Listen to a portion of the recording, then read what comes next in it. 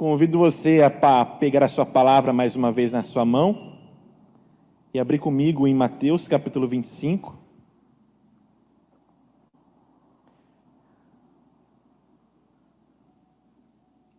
Capítulo 1. Vou fazer uma pergunta para vocês. Acho que a maioria veio de carro ou de algum transporte automotor, né? Tá à noite, uma coisa bem óbvia que eu vou perguntar, mas só para você entender a palavra hoje. Quem veio de carro ou de moto, mas de farol desligado? E quem foi o doido? Levanta a mão. Mas por que vocês vieram com o farol ligado? Para enxergar, logicamente, né? E assim é a nossa vida espiritual. Porque hoje você vai entender o que muitas vezes você está sem direção na sua vida, porque o seu farol está desligado. Às vezes é tão óbvio a gente entender as coisas naturais, que a gente precisa de luz, mas a gente acaba não entendendo que a nossa vida espiritual também precisa. Às vezes você fica dependendo de tantas orações das pessoas, é muito importante, mas você também precisa da sua comunhão com Deus, através da luz que Ele tem na sua vida. Deus vai dar direção para você. E nessa intenção, nessa mensagem que eu queria trazer para você nessa noite. Como está a sua luz? A sua luz está ligada? Porque a Bíblia diz que nós somos sal da terra, mas também somos luz do mundo. Ou seja, é para iluminar. Se não está iluminando, algum problema está. Se você diz que aqui é cristão e está usando a luz do irmão, está na hora de iluminar, irmão.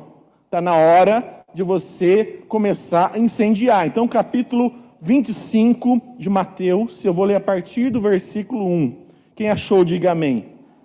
Está escrito assim: então o reino do céu será semelhante a 10 virgens, que tomando as suas lâmpadas, saíram ao encontro do noivo.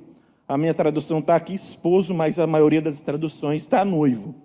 E as 5 delas eram prudentes, e as 5 loucas, outras está imprudentes. Versículo 3. As loucas, tomando as suas lâmpadas, não levaram azeite consigo, mas as prudentes levaram azeite em suas vasilhas com as suas lâmpadas.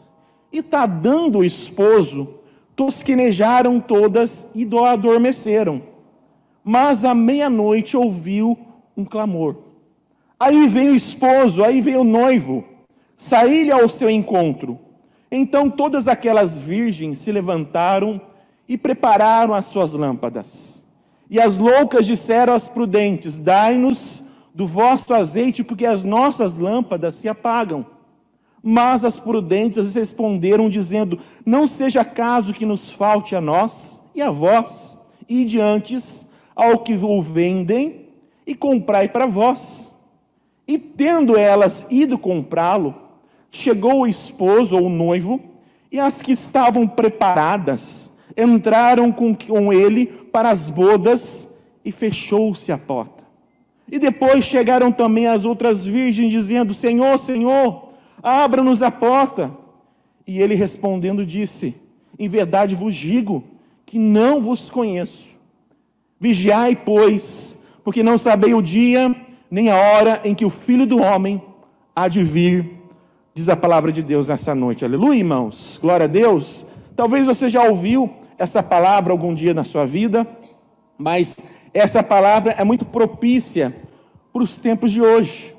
Porque assim, se você for ler lá no capítulo 24 de no capítulo 24 de Mateus, no versículo 3, não precisa abrir não, eu vou falar com as minhas palavras.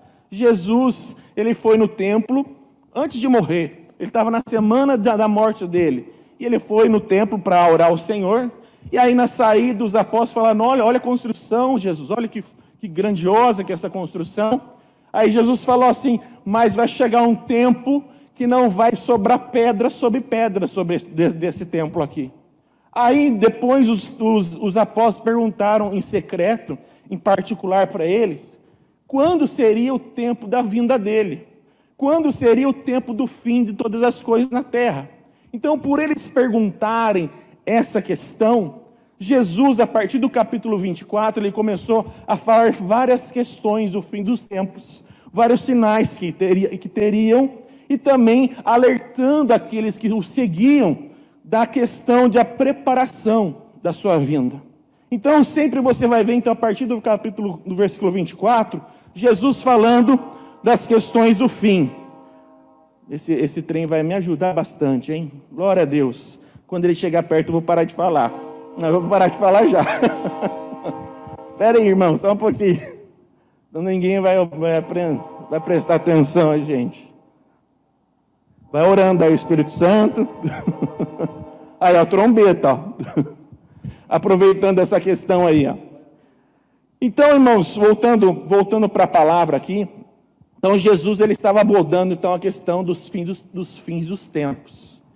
E, não sei se você percebeu aqui, no final do capítulo, no final da nossa leitura, que as virgens que não estavam com as lâmpadas acesas, que chegaram atrasadas, encontraram a porta fechada. E ela se deparou não somente com a porta fechada, ela se deparou com uma fala do Senhor. Eu não conheço vocês, por que vocês vão entrar? Por que vou abrir a porta se eu não conheço vocês? Ou seja, a conclusão é, nós só vamos entrar no reino, nós só vamos ter direção se a nossa lâmpada estiver acesa.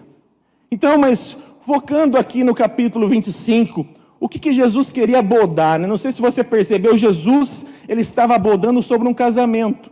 Então, ele normalmente pegava coisas naturais, costumes daquela época, daquele povo, para que eles entendessem o funcionamento do reino dos céus. Então, normalmente, ele pegava coisas naturais para você entender as espirituais. E aí, ele pegou o casamento judeu, o casamento judaico. Como é que funcionava o casamento judaico? Só para você entender, não é igual a nós, que a gente conhece uma moça, né?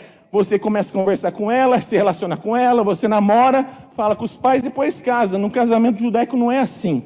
O casamento judaico, na verdade, os pais, as famílias, que escolhem a pessoa que você vai casar. Então a mulher não tinha esse direito de ficar escolhendo, não, eu quero aquele, eu gosto daquele, não. As famílias iriam se unir para ver com quem ela vai se casar. Então tinha 3 fases. A fase, primeiro, do conhecimento das famílias, para ver se o rapaz vai casar ou não com aquela moça. Depois tinha a segunda fase, que é o noivado. As famílias se reuniam e literalmente faziam um contrato.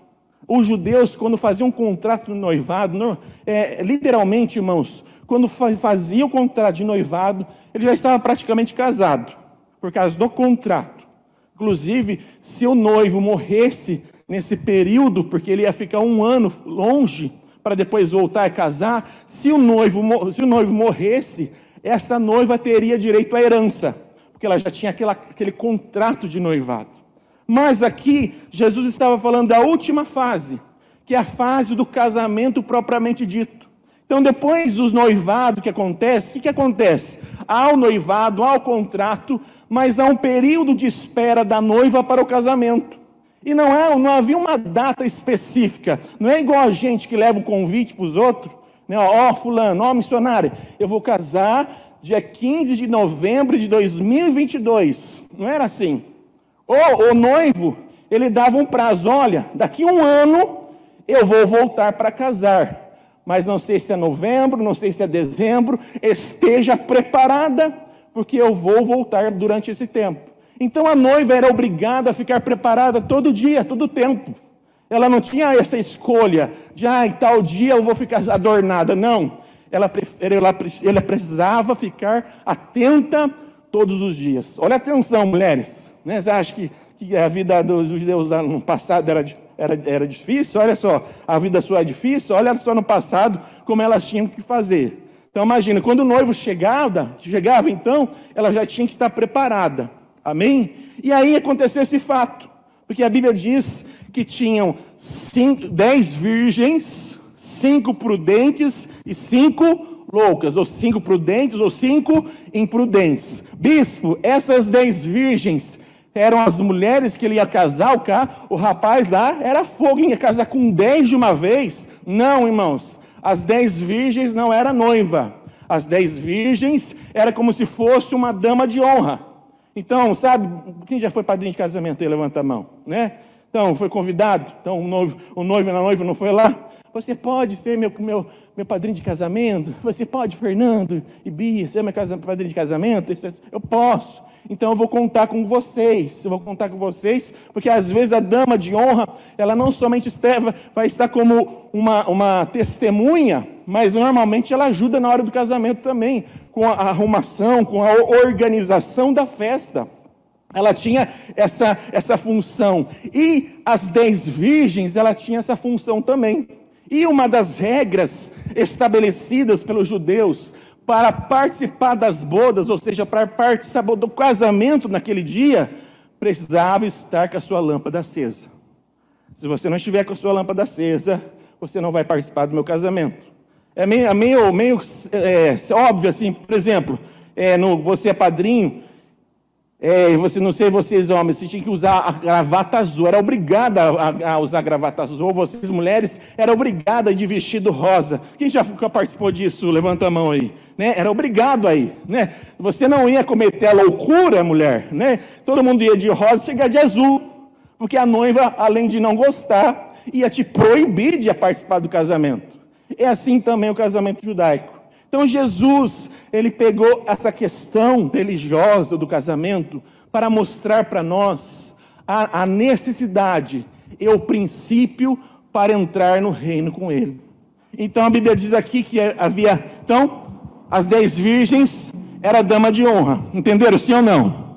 Então era dama de honra, ou seja, eram preparadas, eram pessoas de confiança e eram virgens. Olha só que interessante. Todas eram virgens, ou seja, na praticidade da palavra, todos eram santas, todos eram separadas para o cordeiro, todos eram separados para aquele noivado. Tinha também a questão da confiança, todas elas foram confiadas a uma função determinada para que aquele casamento aconteça. Olha a responsabilidade daquelas mulheres. Porém, haviam 5 loucas que tinha as suas lâmpadas. Lâmpadas, irmãos, literalmente era um suporte assim de barro, tipo uma lâmpada de Aladim, assim, que dentro você colocava o azeite, e onde tinha a lâmpada de Aladim, um pavio, um pavio que você acendia o fogo, e o fogo permanecia por causa do azeite, ou seja, o azeite é o combustível do fogo.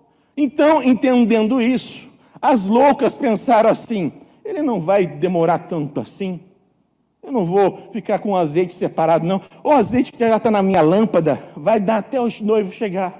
Porém as prudentes pensaram, se esse noivo demorar, vai que esse noivo demora, eu vou comprar mais, mesmo que me custe mais dinheiro, eu vou comprar antes, lá na venda, pelo menos eu vou ajudar a noiva até o final do caminho.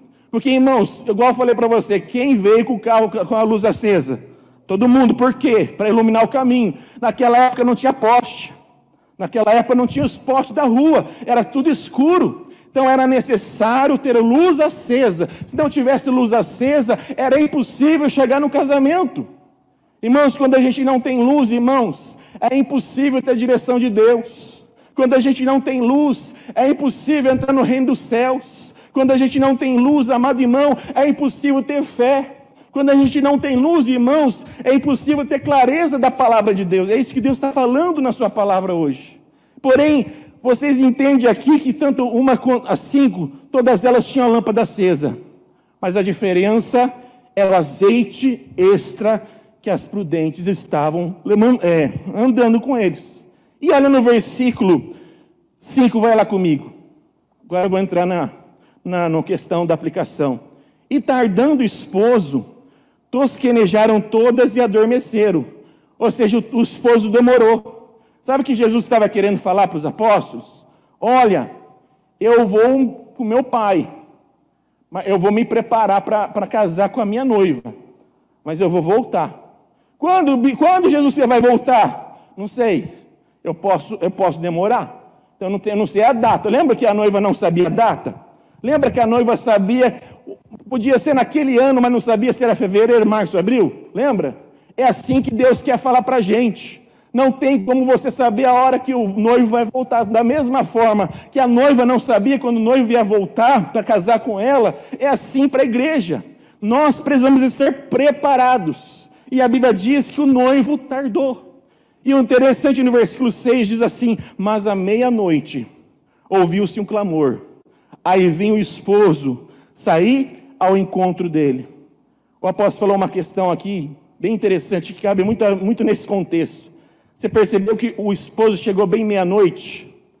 Eu não quero entrar no contexto escatológico nada, mas ele entrou bem na questão, um momento mais escuro do tempo, mais obscuro, um momento que estava mais em trevas.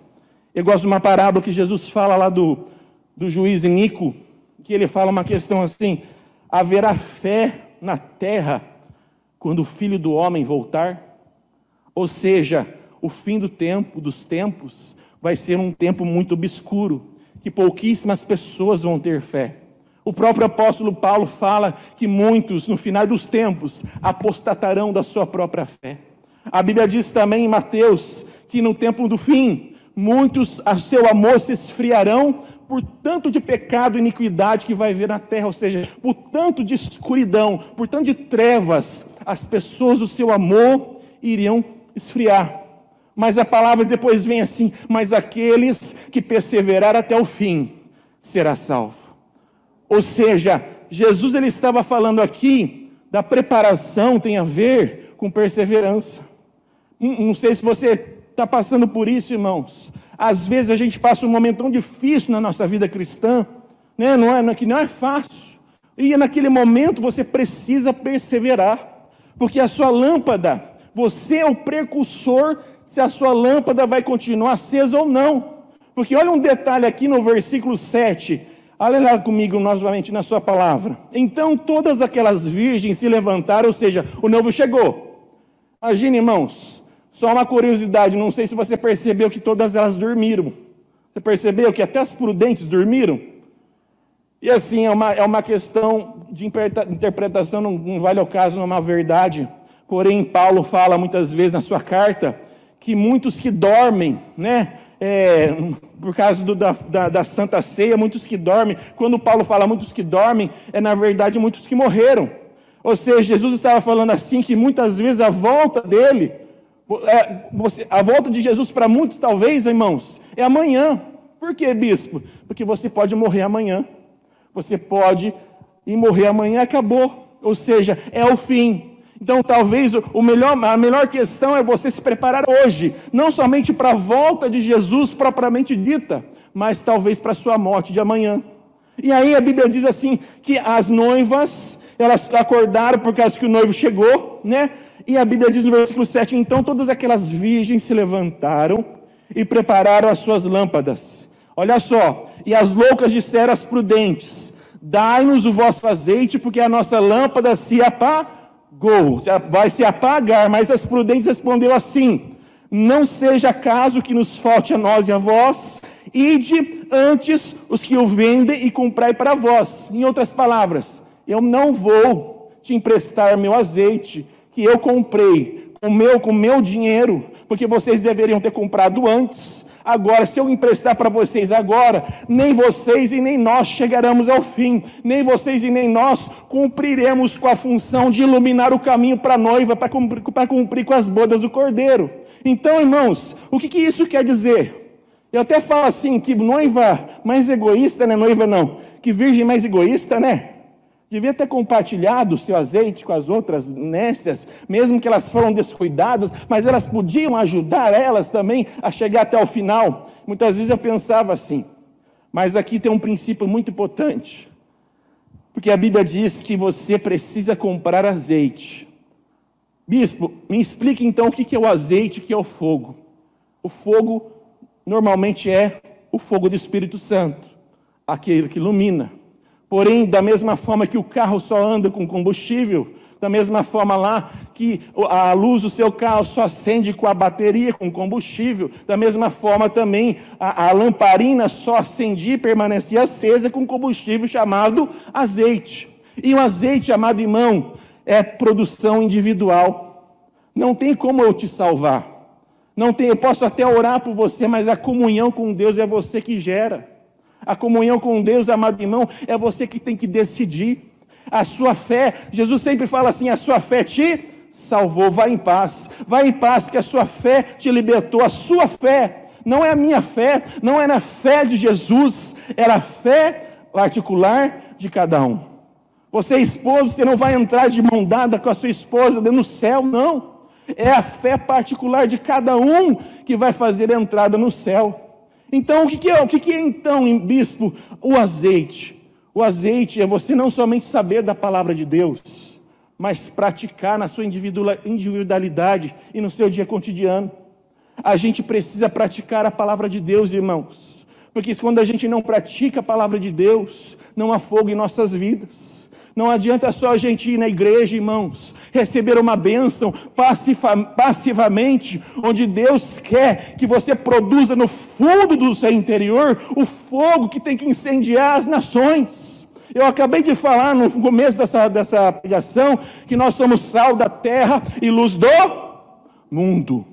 Então, quando você pede, por exemplo, a oração para o apóstolo, continua, amém, nós vamos continuar orando para você, mas ele está usando a luz dele.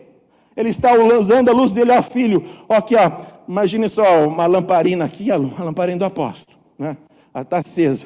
Ó filho, ó, uma lanterna, melhor, vamos ser mais tecnológico. Ó, o caminho aqui, ó, tá vendo, filho? Vai para esse caminho aqui. Porém, se a sua lâmpada não estiver acesa, mesmo que você saiba que o caminho que é aqui, você não vai conseguir continuar até o final. A sua lâmpada precisa estar acesa, amado, para ter vitória. A sua lâmpada precisa estar acesa, amado irmão, para ter crescimento. A sua lâmpada precisa estar acesa para ter experiência com Deus. A sua lâmpada precisa estar acesa para ver milagre do Senhor. A sua lâmpada precisa estar acesa para entrar no reino dos céus, diz a palavra dessa noite. E é um alerta muito agravante, porque, amado irmão, todas eram escolhidas, todas eram santas, mas 5 delas eram loucas. Eu acredito que aqui ninguém matou alguém já matou? Talvez já roubou, mas não, talvez ninguém aqui roubou. Mas mesmo assim, ninguém roubou, ninguém matou, ninguém fez mal para ninguém. Mesmo assim, você pode não entrar no reino dos céus, porque a sua lâmpada pode estar apagada.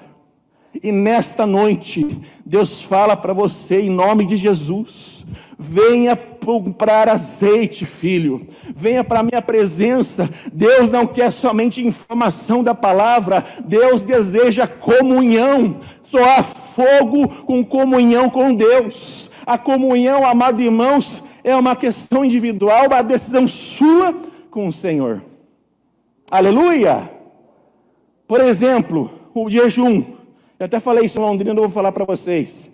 Deus não quer a sua intensidade, que você corra loucamente, seja um fanático, não. Mas Ele quer a sua constância. Como assim, bispo? Não precisa jejuar toda semana. Se você jejuar uma vez por mês, mas até o fim da sua vida, sem parar, uma vez por mês, até o fim da sua vida, sem parar, melhor do que você jejuar 40 dias, 40 noites, só agora e nunca mais. Ele prefere que você jejue uma vez por mês, até o fim da sua vida, porque esse jejum vai te garantir a luz até o final. A questão não é como que você começa, irmãos. A questão é como você vai terminar com Deus. Ainda dá tempo. Talvez você começou muito ruim com o Senhor. Talvez você começou bom, mas no meio do caminho está muito ruim. Você pisou muito na bola.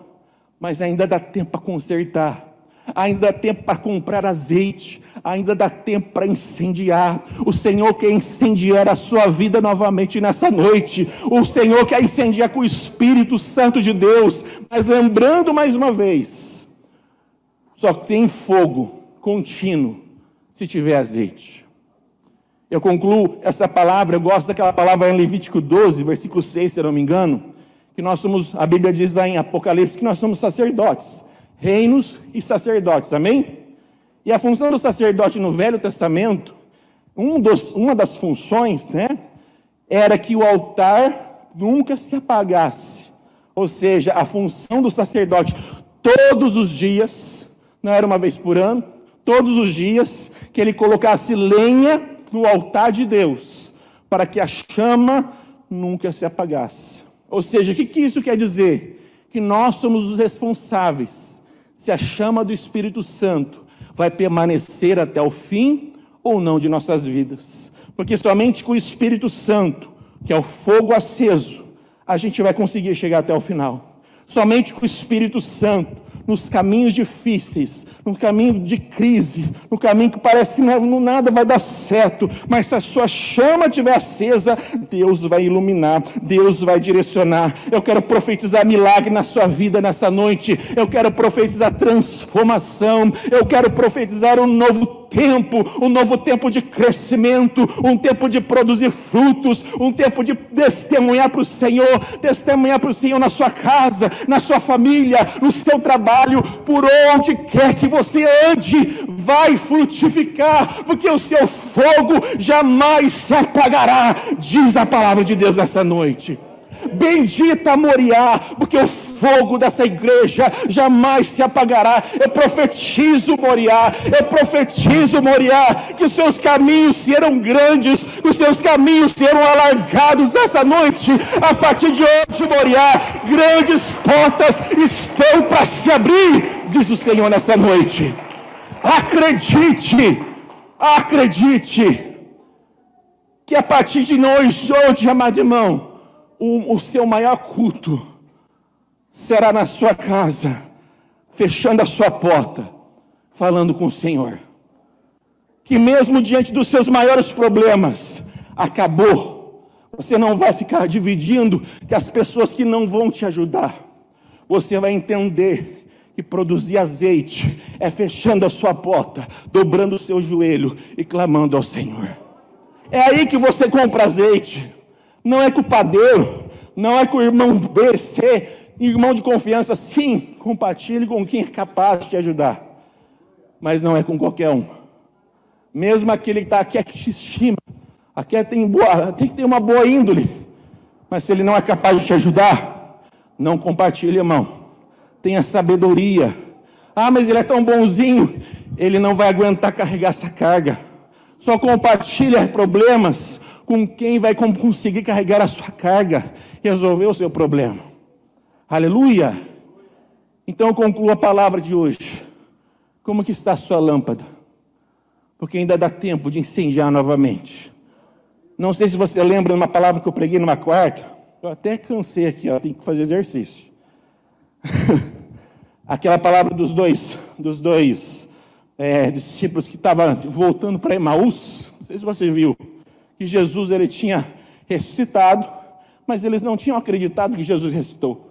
Daí a Bíblia diz que eles estão voltando para Emaús, totalmente cabisbaixo, totalmente sem esperança, totalmente sem fogo. Mas Jesus no meio do caminho, ele começou a conversar com aqueles dois. Mas o que aconteceu? Por que vocês estão assim cabisbaixo, tão sem esperança? Você não está sabendo, só você não está sabendo? Que o profeta grandioso lá, cheio de obras, cheio de poder, morreu e não ressuscitou. Então, todo mundo sabe, você não está? Sério? Mas daí ele não sabia que era Jesus. Daí Jesus falando assim, mas não era para ele morrer? Porque está escrito lá em Moisés tal. Daí ele foi falando a palavra. Está escrito em tal lugar, lá em Isaías. Está escrito nisso, está escrito naquilo, que ele deveria morrer, ele precisava de morrer para cumprir as escrituras. Vocês não sabiam disso? E Jesus foi falando a palavra sem parar, até o fim. Quando eles chegaram na casa deles, a Bíblia diz que os dois constrangeram tanto Jesus, não sabendo que era Jesus, para ficar com ele. Daí a Bíblia diz que eles sentaram à mesa, e quando ele partiu o pão, os olhos deles foram abertos, e eles viram que era Jesus. E um falou por outro, você não ficou com o seu coração incendiado quando ele falava das escrituras no meio do caminho? Você não ficou com o coração quente quando falava das escrituras no meio do caminho? E o que eu quero dizer com isso?